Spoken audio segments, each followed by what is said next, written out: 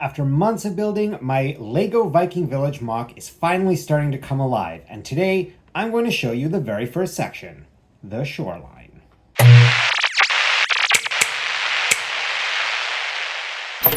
Some of you might recognize this build already from over on the blog or from various LEGO conventions over the last couple of years.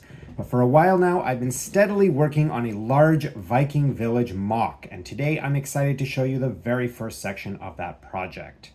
I actually wrote about this part on the blog a while back, so I'll link to that article in the description, but I thought a video would help bring some of the details to life.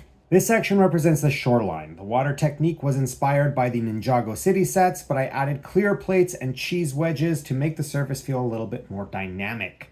From there, the land rises up to Mill's height by layering plates. Dark tan marks the wetter areas near the shore, while regular tan represents the drier sand. Eventually, I do plan to expand the ocean out in front, but for now, I am going to be building mostly backwards and upwards, shaping this into a fantasy island inspired by Fennoscandic history and mythology, filled with spirits, creatures, and a touch of magic. The main structure here was inspired by the LEGO Ideas Viking Village set, which originally had 3 buildings. I merged the longhouse and the blacksmith into a single structure, but instead of keeping the blacksmith, I converted the space into a small barn for goats.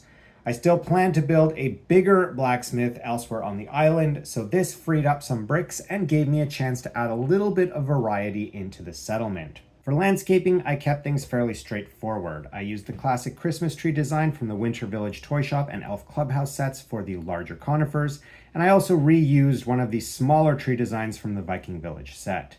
I covered the path in round plates and tiles in order to mimic pebbles and rocks, and since this island is supposed to feel rocky and possibly even mountainous, I worked in some boulders too. The greener areas are textured with plates and plant elements to give them more variety and a little bit of life. Speaking of life, I've also installed lights in this section. That's one of the big reasons that I built with the mill system, because it leaves lots of space underneath for wiring. Since this is a Viking village, I didn't go overboard with the lighting. Instead, I focused on natural sources like the bonfire on the beach, torches on the dock, a lantern, a candle, and the fireplace inside the house.